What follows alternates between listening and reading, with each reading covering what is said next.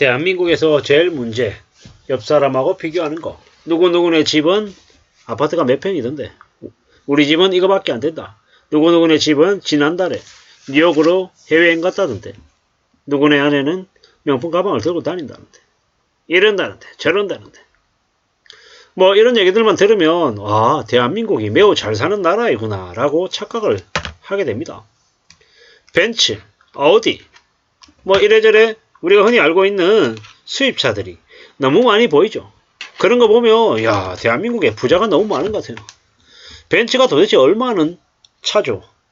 잘 모르겠습니다. 저는 뭐 제가 벤츠를 안 타고 있어서 모를 수도 있지만 뭐 제가 생각할 때 차는 그냥 깨끗하고 이동하기에 안전하고 문제가 없으면 괜찮은 거 아닌가 라는 생각이 드는데 현대 기아차 차값도 너무 높아서 완전 새 차보다는 중고차 그냥 연식 좀 되는 중고차를 타고 다녀도 괜찮을 것 같은데 뭐 지금 대한민국에 사는 사람들은 부자들이 많아서 너무나 많이 이제 비싼 차를 선호하는 것 같습니다. 저렇게 비싼 차를 타고 다니면 어떻게 되는 걸까? 뭐 저러고 살다 보면 참 뭘까? 저게 맞는 건가? 뭐 이런저런 생각이 드는데 참 이제 잘 생각해 볼 필요가 있는 것 같습니다. 서울 차량의 5대 중에 한 대가 수입차랍니다. 대한민국의 서울에 사는 사람들이 그렇게나 이렇게 뭡니까? 생활 수준이 그렇게 괜찮은 건가? 아닌 것 같은데요. 어쩌면 저게 허세이고 너무 무리한 좀 비정상인 모습이 아닌가라는 생각이 좀 들었습니다. 하이브리드 차량 20만 대 돌파했다 그러고 뭐 이래저래 주변의 집에 벤츠를 너무 많이 타고 다닌다라는데 서울에 등록된 차량 가운데 수입 외차 비중이 20%가 넘는다. 그러면 5대 중에 한 대가 외차란 얘기잖아요. 뭐 강남, 서초, 송파구 제일 많다라고 얘기하는데 이게 뭘 뜻하는 걸까요? 이게 대한민국의 부자가 그렇게 많다? 뭐 이런 생각보다는 겉으로 보이는 과시하고 드러내고 하는 그런 성향이 한국 사람들한테 좀 더 많은 것 같다. 뭐 이런 식으로 저는 해석이 됩니다. 저 벤츠 끌고 다니는 사람들 중에 다 부자일까? 아니죠.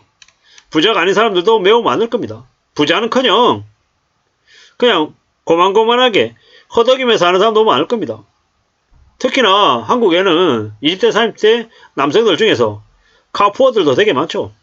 차에 빠져가지고 사는 이들이 전부 다 많다라는 겁니다. 뭐 물론 그런 얘기도 많이 합니다. 현대차가 기아차가 비싸서 차라리 외제차도 가격 차이가 별로 안 나서 외제차를 탄다 이렇게 얘기하기도 합니다. 근데 잘 생각할 필요가 있는 거죠. 너무 많은 허세를 부리는 거 아닌가 라는 좀 의구심도 든다라는 겁니다. 외차 끌고 다니고 수입차가 자신의 인생을 뭡니까 증명해주는 그런 거다. 뭐 이런 식으로 착각하는 일도 많나 봅니다. 좀 정신 차려야죠. 함부로 빚내가지고 집을 사는 건 좋은 모습이 아닌 것 같습니다. 외제차 연끌해가지고 사서 뭐 하겠다라는 겁니까? 연끌해가지고 사서 되겠냐라는 겁니다. 참 많은 생각들이 듭니다. 연끌해가지고 카푸어 뽐내려고 하다가 이제 인생이 이제 엉망되는 겁니다. 요새는 뭐라 그러냐면 3, 4천만 원짜리 수입차는 안 산답니다. 너무 우스워 보여서 의의가 없는 거죠. 차라리 1억짜리, 2억짜리 이런 고가, 슈퍼카, 럭셔리카 이런 걸 타야 된다. 그래야 이제 남들하고 다른 차별점을 보일 수 있다. 이런 얘기도 한답니다. 의의가 없는 거죠. 그냥 카푸어가 되고 저렇게 막장짓하고 좀 과시하고 드러내고 살다 보면 어떻게 되겠습니까? 인생 금방 끝난다라는 겁니다. 지금이야 수입차 끌고 다니는 게 되게 과시하고 드러내고 부러워하는 그런 선망의 대상이 될지 모르지만 앞으로 1년, 2년, 3년, 5년 지나보시면 어떻게 된다? 사람들이 많이 몰락하고 망가져가지고 연끌한 외차들이 대거 바깥으로 나올 겁니다. 자기 소득하고 자산 수준을 고려하지 않고 연끌해가지고 수입차 산다? 그러다 보면 이제 개막장 되는 겁니다. 참 어처구니가 없죠. 절대로 쉽게 생각해서는 안 된다는 겁니다. 어쩌려고 저러는 걸까요? 개막장이죠, 개막장. 이래저래 뭐 욕심부리고 탐욕과 과시와 이런 것들 보다 보면 그냥 바보 되는 겁니다. 카푸어 차 사가지고 뭐 이래저래 뭐 자신을 대단한 것처럼 이렇게 지내다 보면 어떻게 됩니까? 그냥 엉망되는 거죠. 차가 그냥 차일 뿐인 거지. 그 차를 가지고 자신의 삶을 되게 대단하게 허세 부리고 가오 부리고 이렇게 살면 어떻게 됩니까? 그냥 바보 되는 겁니다. 병신 되는 겁니다. 참 어처구니가 없죠. 저러다가 나중에 인생을 뒤지고 이제 막장 삶을 사는 게 아닌가 라는 생각도 들고요. 이래저래 외차 먹고 다니고 거침없이 도로 달리고 이러면 대단해 보이고 멋있어 보인다 이러지만 현실은요. 저러다가 병신 되는 거죠. 외차 끌고 다니고 큰돈 빨리 벌고 아주 여유 부리고 우아하게 멋있게 살고 싶은 그런 마음 때문에 참 저렇게 수입차를 사서 과시하고 드러내고 하는데 좀 잘 생각할 필요가 있는 것 같습니다.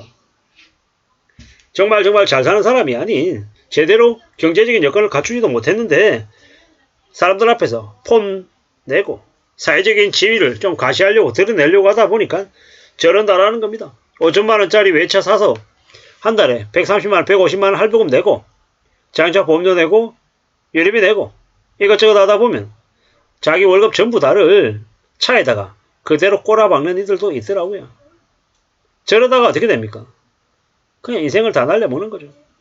근데 요새는요, 저렇게 카푸어로 차 사는데 연끌한 이들보다 차라리 자동차에 연끌한 사람들 그래도 빠져나오는 게 좀 낫지 않겠냐.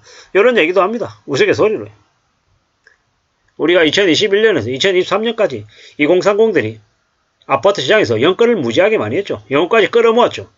그래서 그들이 이제 자신의 소득 상당 부분을 이제 원리금 갚는 데 써야 되는데 감당이 안 된다라는 겁니다. 함부로 자신의 처지와 상황하고 이런 것들을 고려하지 않고 남들보다 더 이렇게 과시하고 드러내려고 더 높은 수준인 것처럼 보이게 하려고 까불까불거리다가 어떻게 된다? 인생이 금방 추락한다라는 겁니다. 그러다가 저 아래로 침몰하고 또 극단적인 선택을 하는 경우도 많더라는 겁니다. 에이 뭐 다들 그렇게 사는 거지 뭐 인생 한 번인데 뭐 인생 별거 있냐 이렇게 얘기하는 이들도 있는데요. 인생 생각보다 깁니다.